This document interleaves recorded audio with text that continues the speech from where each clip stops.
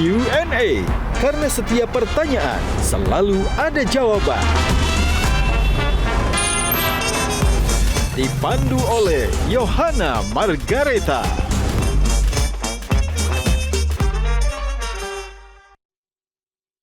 Dipersembahkan oleh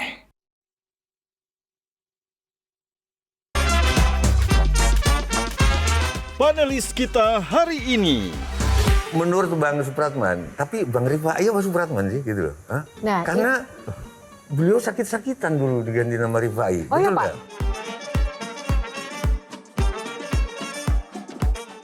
Pernah nggak Bapak akhirnya dianggap sebagai, ya mungkin orang Jawa dan ada hal-hal lucu yang tidak terlupakan gara-gara nama itu, Pak?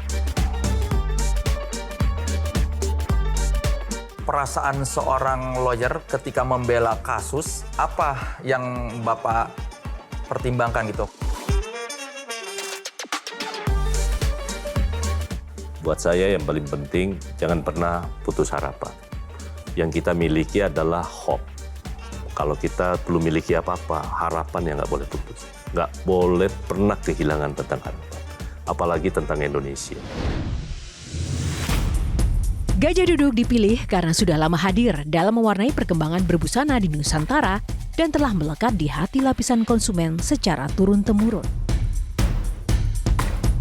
Perkembangan sarung sedemikian pesatnya sehingga sekarang tidak hanya dikenakan oleh pria sebagai outfitnya, karena kain sarung Gajah Duduk menawarkan kenyamanan yang sesungguhnya serta tidak bisa dibandingkan. Hal ini sesuai dengan tagline kita, Legenda Nusantara, bahwa sarung adalah budaya kita, sarung adalah Indonesia.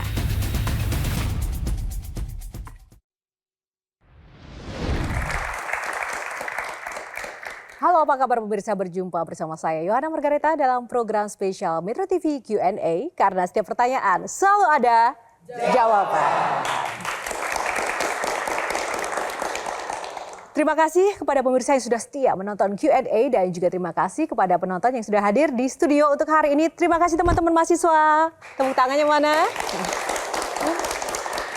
Dan kali ini kami akan menghadirkan bintang tamu yang sangat spesial untuk Anda. Beberapa waktu lalu, sosok ini menjadi sosok paling dicari para musisi yang bersiteru soal royalti. Ia juga merupakan pribadi yang tegas dan suka sesuatu yang pasti-pasti. Nah, mampukah dengan amanah yang diembannya kini ia menjadi penjaga keadilan negeri? Siapakah bintang tamu kita kali ini? Ini dia. Sosok inspiratif satu ini memulai perjalanan karirnya di dunia hukum sejak usia muda. Ia adalah Supratman Andi Aktas, lahir pada tanggal 28 September 1969. Ia merupakan seorang akademis, advokat, dan politikus Indonesia yang sejak tanggal 21 Oktober 2024 menjabat sebagai Menteri Hukum. Pria kelahiran Sopeng, Sulawesi Tengah ini dikatakan memiliki sifat kepemimpinan yang baik dan mengayomi. Lalu, bagaimana gejolak perahu yang ditumpanginya saat ini? Kemana tujuan perahu ini akan membawa seorang Supratman Andi Aktas, sang penjaga keadilan?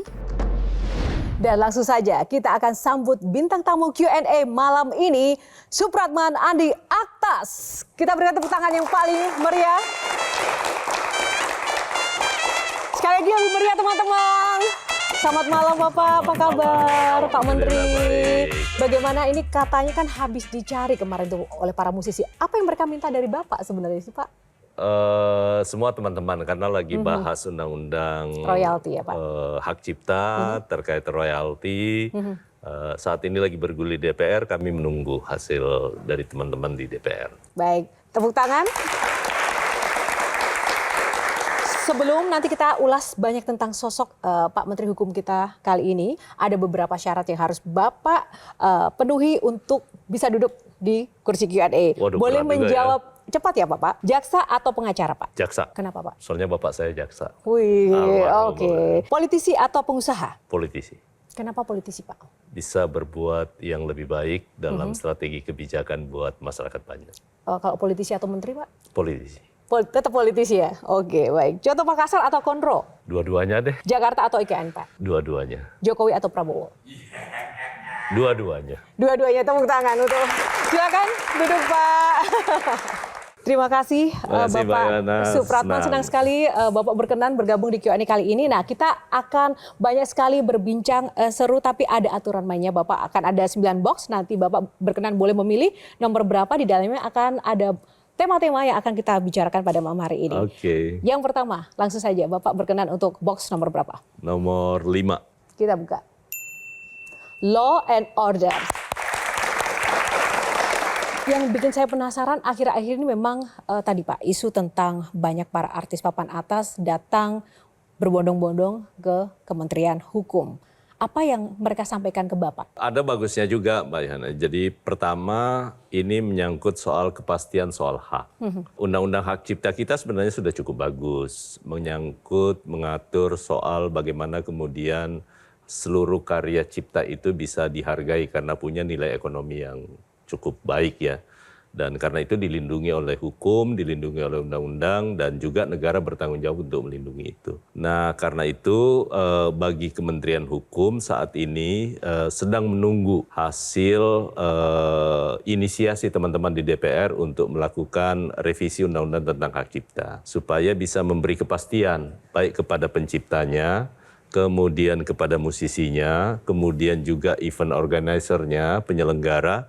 Dan itu memang harus diatur, karena kalau tidak nanti bisa menimbulkan masalah. Jadi menyangkut intellectual property ini adalah sesuatu yang kita terikat juga dengan dunia internasional. Tetapi kita tidak berpikir soal keluar dulu, tetapi bagaimana kemudian kita lebih mengatur dan memberi kepastian hukum terhadap segala yang terkait dengan hak cipta. Secara spesifik Pak yang disampaikan misalnya Agnes Monica yang kemarin datang ke Bapak itu apa Pak? Yang dia inginkan dan yang Bapak sampaikan?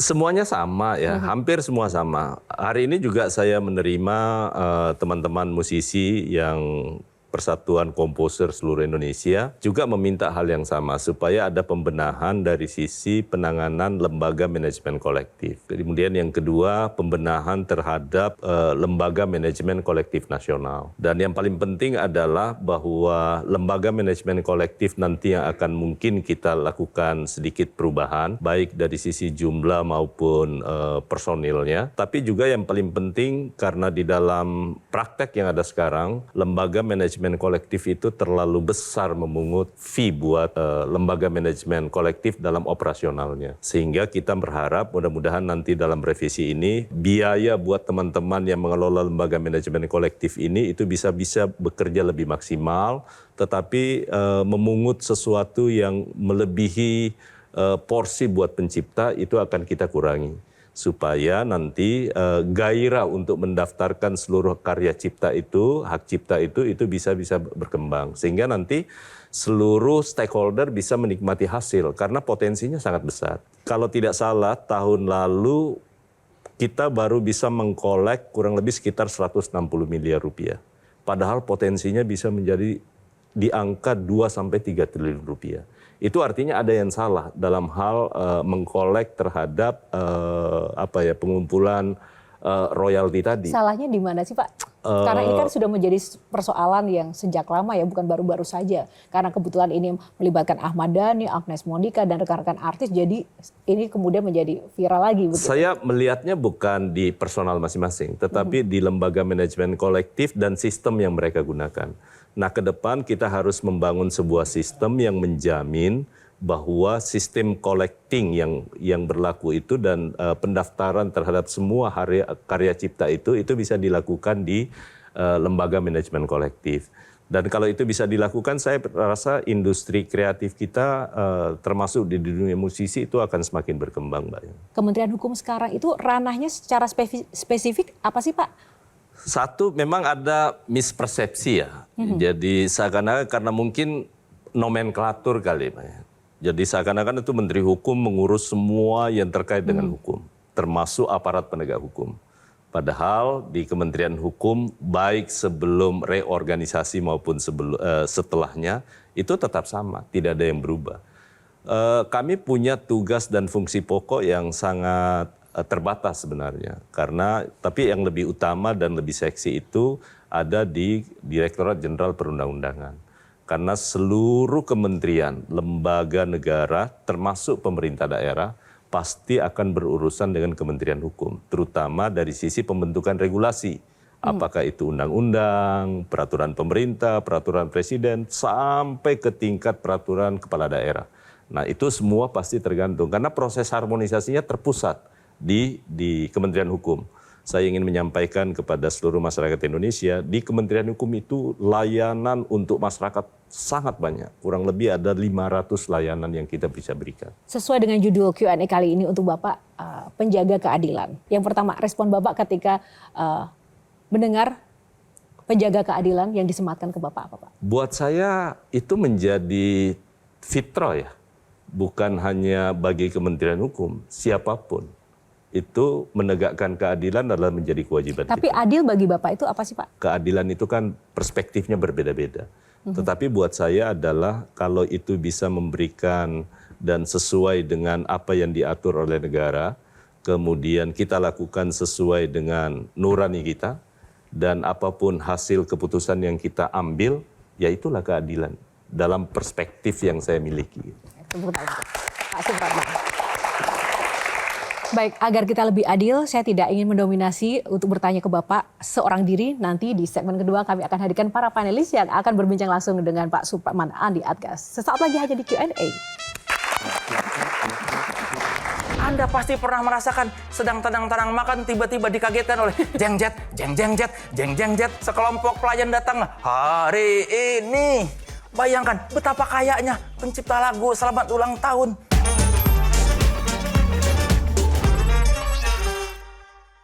Dipersembahkan oleh Jelajahi cara baru mendapatkan informasi. Download Metro TV Extend sekarang.